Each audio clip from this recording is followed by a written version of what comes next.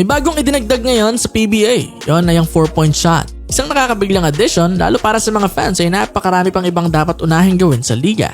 Pero sa likod ng mga negatibong reaksyon, makakabuti nga kaya talaga ito para sa PBA?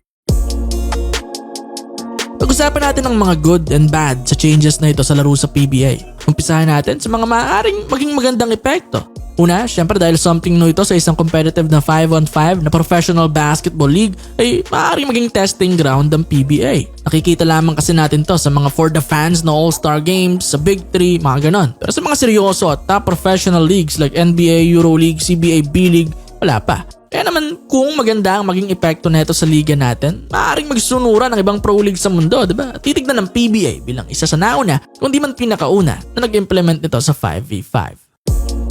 Isa pang good ay magiging mas interesting ang mga games. In a way na mas mabilis nang humahabol ang mga teams, diba? Kapag tambakan na kasi boring na. Pero gawa nga nitong 4-point line ay mas malaking lamang na ang masasabing hindi pa rin safe. Lesser shots din ang needed para makahabol, diba? Just imagine, 3 tira lang sa 4 para makapag-produce ng 12 points instead ng 4 shots sa 3. Ganun din kapag endgame. Dati, kung may 4 na lamang ka na with less than 24 seconds na lang sa laro, makakahinga ka na eh. Pero ngayon nga, ay hindi na ganun ng kaso dahil may 4-point shot na. Dagdag pampakaba sa laro at excitement. Dahil din dito, mas mahahasa ang mga Filipino shooters, lalo ang mga Gilas players natin dahil mas maraming deep threes ang gagawin nila sa ensayo at sa mismong game. Masasanay talaga sila at magiging sharper. At kung maging consistent sila na 4-point shooter, magiging mas mahirap na silang bantayan, di ba, sa international dahil sa extended range na yon. Parang si Mighty Mouse Jimmy Alapag lang nun. Si Paulie, inaasahan ng isa sa mga best dyan sa PBA. Pero ang pinakaabangan ko talaga rito ay sina RJ Abarientos at Robert Bolick. Sana ma-develop sila neto para kung makabalik man sa national team ay mas dangerous na sila na scorer.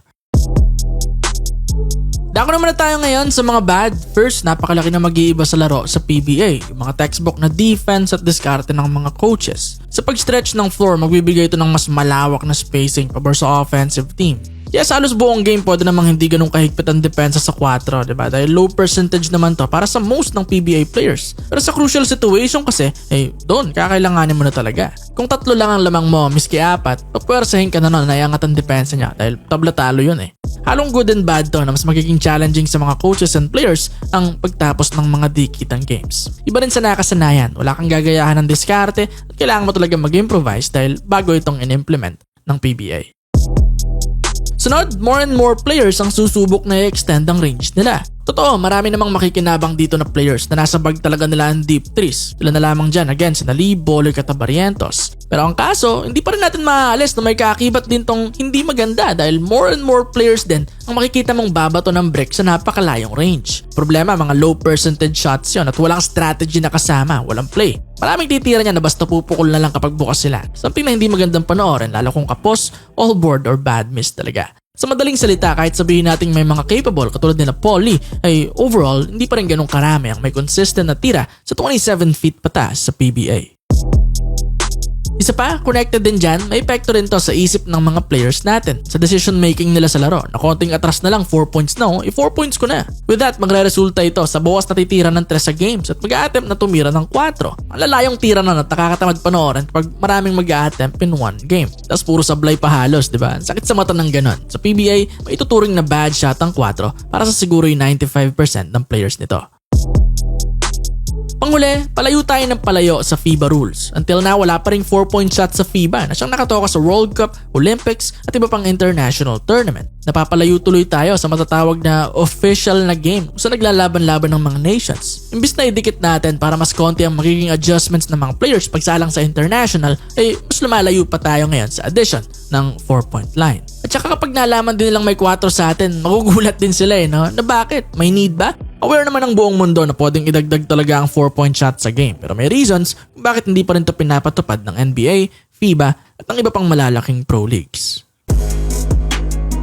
Sa dulo, wala namang masama na sumubok ng bago para sa PBA. Tingin ko hindi rin naman ito sisirain ng laro dahil kada game, konting attempts lang ang makikita natin. Siguro mga 2-3, marami na ang 5 per game. Yung depensa, hindi rin naman siguro mababago ng sobra dahil muli, hindi naman ganun karami ang titira. Baka nga hayaan lang ng karamihan ng coaches dahil low percentage shot naman ito. Parang win sa kanila na tumira kay Ron. Isa sa may mga play at mas makeable na tira. Hihigpit lang siguro ito sa mga threat talaga gaya nila Paulie. Tsaka syempre, sa clutch time, saan pwede pa silang matalo. Kaya naman sa kabuuan, sa impact, mukhang hindi naman makakasama ito ng sobra sa laro sa PBA. Ang problema lang ay nagmukhang tirang bahala kasi itong implementation ng 4-point shot at mukhang hindi well thought na addition sa liga. Much better sana if mas nasubukan pang maigi. Hindi lang sa All-Star game nila, hindi naman seryosong laro yun eh. Sa NBA may G-League sila, doon nila tinas yung take foul at coaches challenge bago iakyat sa mismong NBA. Yung PBA, if I'm not mistaken, ginagawa rin naman yan dati. Yung sa PBA D-League, doon nila sinubukan yung mga female referees bago iakyat sa main league. Kung ganyan sana, mas natanggap pa ito ng mga fans na makikitang napag-aralan talaga muna at napagalamang maganda naman ang naging epekto sa minor league. Pero wala eh, biglang pinasok lang kaya nagulat talaga yung mga fans. Kahit sa botohan na lang sana kinuha kung papayag ba yung 12 na head coach. Kahit pa paano, rarespatuhin ng mga fans ang hatol nun. Malaki ang chance na hindi rin sana na-approve yun kung dumaan talaga sa kanila, halimbawa. Tapos hindi pa natin nababanggit na marami pang ibang issues ngayon sa liga na dapat mas inuna. Mga inihiling at daing talaga ng mga fans. Parang lumalabas tuloy na hindi nila pinapansin yon, iba ang priorities at nakafocus sa ibang bagay. Kaya naman ganun na lamang ang negative na feedback ngayon ng mga tao. Sa ating community poll, lumalabas na 9 of 10 sa mga PBA fans ang di nagustuhan itong ginawa ng PBA.